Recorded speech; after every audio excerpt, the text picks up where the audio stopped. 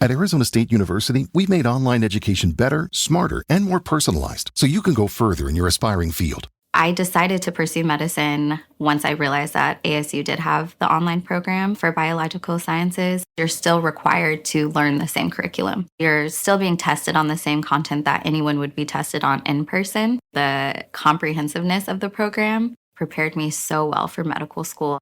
Explore over 350 plus programs at asuonline.asu.edu. All right, so you wanted to know what happened with that plane crash in Philadelphia, but not just the news reports, right? You're interested in what we can learn from how people were searching for information online. Yeah, it's like we're tapping into the city's collective thought process as the story was unfolding. Exactly. And we've got a mountain of search terms to look at. Some of them, I have to admit, are a little strange. Like right away, we see pediatric showing up a lot. It's one of the top searches, even before people knew the basic facts of what even happened. Huh. That's interesting, isn't it? It seems like even before they knew any details, people were already thinking about a child maybe being involved. Yeah, and that makes me wonder, did that maybe influence how the news was first reported? We'll have to look at that a little bit later. But first, let's figure out some of the basics. We know a plane crashed in Philadelphia. But what kind of plane was it? Well, Learjet 55 pops up a lot. So it wasn't a big commercial plane. It was a smaller private jet. A Learjet crashing near a big city. That already sounds kind of scary. But the search term, Roosevelt Mall, makes me think things might be even more complicated. It looks like the crash happened near or even at the mall, which makes this whole thing even more worrying. Just imagine right after it happened. All those questions people must have had. And we see that in the search trends, what happened, why, video. It's almost like people were really desperately trying to figure out what was going on in all the chaos. You can almost feel the urgency in those searches, like a need to understand what just happened. And these days, that usually means wanting to see it for yourself. Video, being one of the top searches, says a lot about how much we depend on seeing things to understand them. It's like we need to see it to believe it, to really get what happened. But wanting to see it also makes you think about some other things too, right? Like what if there's misinformation spreading online? Oh yeah, definitely. That's a good point. When people are rushing to find answers, they might run into videos or pictures that aren't real or are taken out of context. So it's like a reminder to be careful with what we see online, especially in situations like this where everybody's feeling a lot of emotions and just want answers. It's true. And while we're talking about all the ways people were searching for information, it's pretty interesting to see all the different ways people were typing things. We see Philly, Philadelphia, even plane.crash, and they all mean the same thing. It's like a snapshot of the panic and confusion. Oh, yeah. People just typing whatever they can as fast as possible to get any information. Yeah, exactly. Nobody cares about grammar when something like this is happening. Yeah. It's all about speed and getting information. Okay, so let's recap. We have a Learjet 55 that might have had a child on board. It crashed near a mall in Philadelphia. And we've seen how people were frantically searching for answers, trying to find videos, and how all that urgency can lead to unreliable information. And don't forget about how people were feeling. Those searches for pediatric tell us that people were immediately worried about a child possibly being involved, maybe even before they knew for sure. It makes you wonder how much our natural empathy shapes what information we look for and care about. That's a great point. It's not just about the facts of the crash. It's about how those facts make us feel. And that's something we'll definitely talk more about as we get deeper into this whole thing and what happened afterwards. Absolutely. Yeah. For sure. It's interesting, as we're putting all these search terms together, I'm really struck by how quickly people went from searching about the crash itself to the response. Yeah. Like Philadelphia News, emergency resources, Philadelphia fire, those all start trending right away. It's like this digital wave of worry going through the city. Everyone wants to know, is everyone okay? And what's being done? Exactly. And it's not even just about finding information. It's also about feeling safe again. When there's a crisis, those local institutions become really important.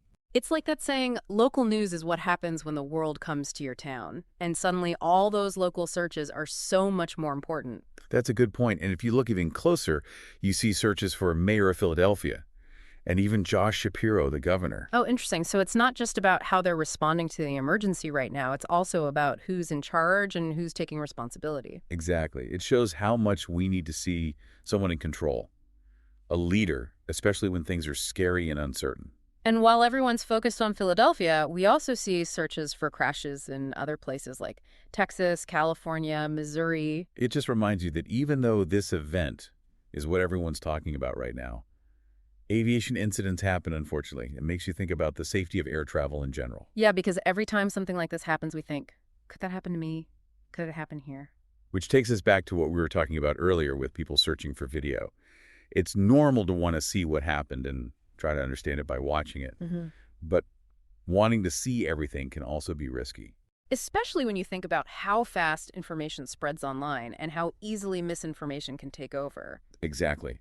Someone might share a video saying it's from the crash, but it could be totally fake. Right. Or a photo might be real, but used in the wrong way to create a false story. It's like a game of telephone where the truth changes every time someone shares it. So how do we, as people looking for information, figure out what's real in all of this? It comes down to thinking critically and being media literate. You have to ask, who's sharing this? What's their reason for sharing it? Is this a source I can trust? So basically, don't believe everything you see, right? Be skeptical, look for confirmation from different sources, and trust real news outlets and official statements. Absolutely. And sometimes the best thing to do is just say, I don't know yet. It's better to wait for real information than to accidentally spread rumors and wrong information. Okay, so we've talked about why people want to see things and how important it is to think critically and be careful of misinformation. But what about how all of this made people feel? We keep coming back to those searches for pediatric. The thought of a child being on the plane. That's a good point. It shows how much empathy we have and how much stories about people affect us. A plane crash with a child involved is going to make people feel things more strongly than one with only adults. It makes us feel protective. Yeah. And it makes me think, did all that focus on the pediatric part maybe make people forget about other important parts of what happened? It's an interesting question. Did it change how the media reported on the crash? Did it change how the public saw the event? We don't know for sure, but it's something to think about when we look at the bigger story. It reminds us that even in a world full of data, our emotions still control how we see and understand information. And we can't forget that when we're trying to understand the real impact of something like this. You know, what's really interesting to me is that this whole conversation, this deep dive into these search trends, has been about more than just a plane crash. It's about understanding how we as a society react to things like this in the digital age. Yeah, it's almost like a study of how people look for information, all the anxiety, hope, and questions that come up when something like this happens. Wow, it feels like we've uncovered a lot already. From that initial shock and everyone trying to figure out what happened to all the worry for the people involved and looking to see who's in charge. Yeah, you're right. It really shows how these search trends give us a peek into something much deeper than just words. We're actually seeing the human side of a crisis as it's happening. And it's bigger than just this one event, isn't it? It kind of shows a pattern in how we all deal with information these days. Absolutely. We're constantly getting hit with news from everywhere. And our first instinct is to go to those search bars and try to make sense of it all. Yeah. But like we've seen, having all that information instantly can be good and bad. It's up to us to be smart about it and think critically about what we're seeing and reading online. Couldn't agree more. You have to remember that not every source is trustworthy. And sometimes the best thing is to just admit that we don't have all the answers yet. So a lot of what we talked about today comes down to being media literate, right? Knowing the difference between facts and guesses, being aware of biases, and knowing how to check if something's true before sharing it. It's a really important skill to have nowadays, especially online. And it's something we should all be working on no matter how old we are or how good we are with technology. So what does all this mean for you listening? What can you take away from our deep dive into the searches about the Philadelphia plane crash? Well, I hope it makes you think more about the information you see around you, to be a little skeptical of the news, to ask questions, and to always try to see things from different perspectives. And to remember that behind all those searches and data points are real people with real feelings. Empathy and understanding are just as important as knowing the facts when we're trying to figure out complicated situations. That's right. It's about recognizing that human element that's part of everything. So next time you see breaking news happening online, take a second to think about those search trends. Think about what they tell us, not just about the event itself, but about how people are reacting, what questions they have, and how they're feeling. If we approach information with both curiosity and a critical mind, we can better understand the world around us and understand where we fit in. And that's what the deep dive is all about, helping you connect the dots, uncover hidden layers, and get a deeper understanding of the stories shaping our world. Thanks for joining us for this deep dive. We'll see you next time. Today is your lucky day. Today is the day that our $3 website works for you, paying you directly to your PayPal daily. Imagine $3 ongoing continuous payments to your PayPal account. Imagine falling asleep and waking up to $300 in your PayPal account. How would this make you feel? How could this help you? What bills could you pay? What kind of fun could you have? What does that retirement look like now? All for a one-time payment of $3. This website is DFY done for you, fully built and completely hosted, and never stops collecting payments for you.